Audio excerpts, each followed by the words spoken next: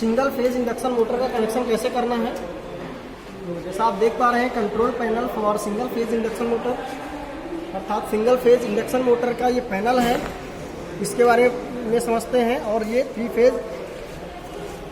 Single phase induction motor है, तो इसके कनेक्शन के बारे में भी समझते हैं। वैसे तो ये डबल कैपेसिटर वाली इंडक्शन मोटर है, और ये पैनल हमारा जो है सिंगल कैपेसिटर दिखाया गया है पैनल में। ये हमारी डबल कैपेसिटर की मोटर है, इसको हम कनेक्ट करेंगे इसके साथ, तो इसका कनेक्शन समझते हैं।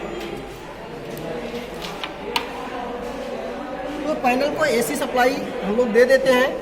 जैसे ही एसी सप्लाई देते हैं, एमसीबी को ऑन करते हैं, तो पैनल को सप्लाई मिल जाती है। फ्यूज के पास जाएगा, फ्यूज के बाद सप्लाई यहाँ आ जाती है, फेज और न्यूट्रल, ठीक है, फेज और न्यूट्रल में आ जाती है। ये हमारा ड्यूअल स्टार्टर है। तो ड्यूअल स्टार्टर ये हमारा है, तो ड्यूअल स्टार्टर को सप्लाई देना है।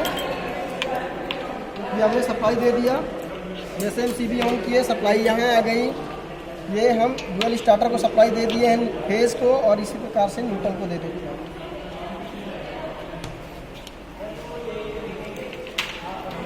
अब इस ड्यूअल स्टार्टर है हमारा, ड्यूअल स्टार्टर का यहाँ से हम लेते हैं टर्मिनल, यानी फेज टर्मिनल लेते हैं, और हम जो है एम्पियर मीटर का इस्तेमाल करते हैं। तो एम्पियर मीटर के पहले टर्मिनल के साथ कनेक्ट कर देते हैं।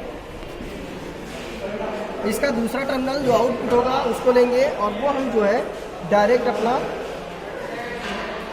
एम वाले पॉइंट पे देंगे, क्योंकि हमें वाट मीटर का भी इस्तेमाल करना है।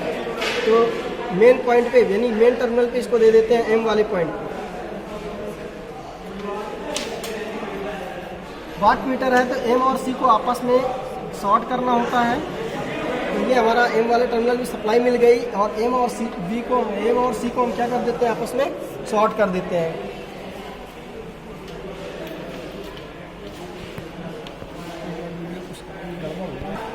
फिर से कर रहे हैं, तो देख रहे फिर से एक बार। ये हमारा फेज आया, एमसीबी को ऑन करेंगे, फेज से सप्लाई आएगी, एम्पियर मीटर को दिया, एम्पियर मीटर का आउटपुट लेंगे। ये हमारा वाट मीटर के पहले टर्मिनल यानी एम टर्मिनल पे जाएगा, एम और सी को आपस में शॉर्ट कर देंगे। इसका जो लोड वाला टर्मिनल होगा यहाँ से लेंगे एल को, और हम इसको स्टार्टर को दे देंगे, ड्यूअल स्टार्टर को। ये हम इस तरीके से ड्यूअल स्टार्टर को दे देते हैं।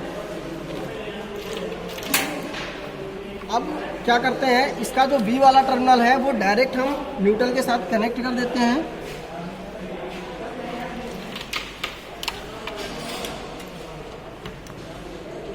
ये हमारा न्यूट्रल के साथ डायरेक्ट ही कनेक्ट हो चुका है।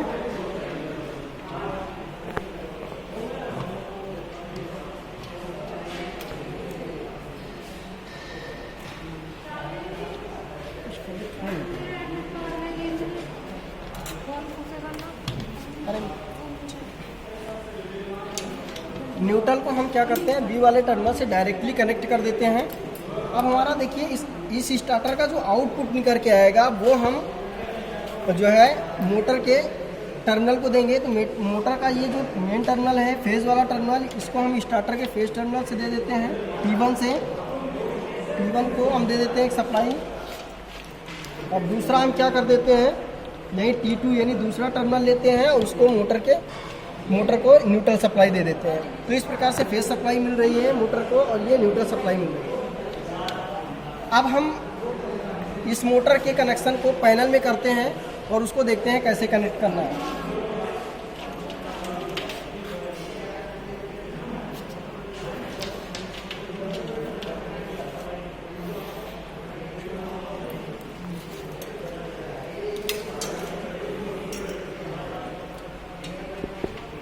ये हमारा इसका मोटर का न्यूट्रल टर्मिनल हो गया।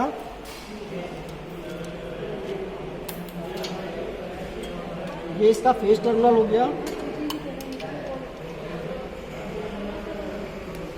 न्यूट्रल और फेज यहाँ से हमने कनेक्ट कर लिए, और इस पैनल में फेज को फेज के साथ में दे देते हैं यहाँ पे, ठीक है, और न्यूट्रल को न्यूट्रल के साथ में दे देते हैं।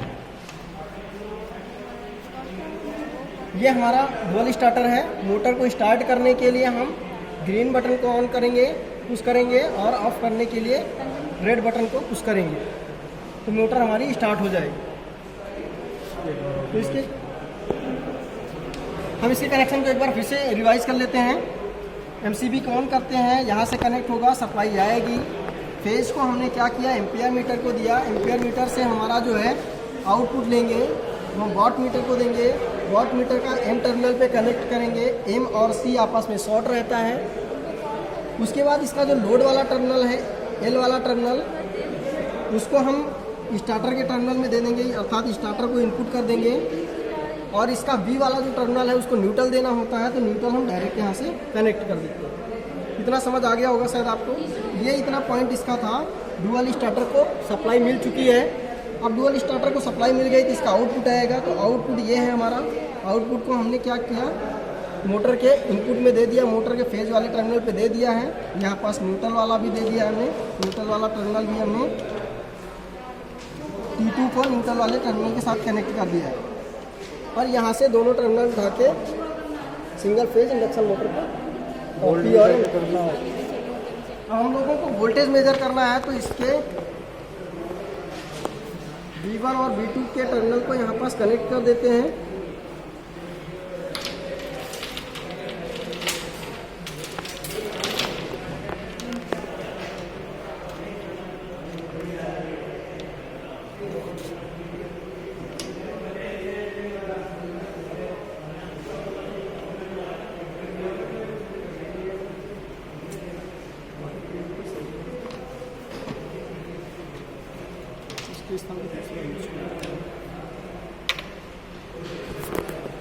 ये वोल्ट मीटर का इस्तेमाल कर लिए हम लोग। वोल्टेज को फेज दे दिए,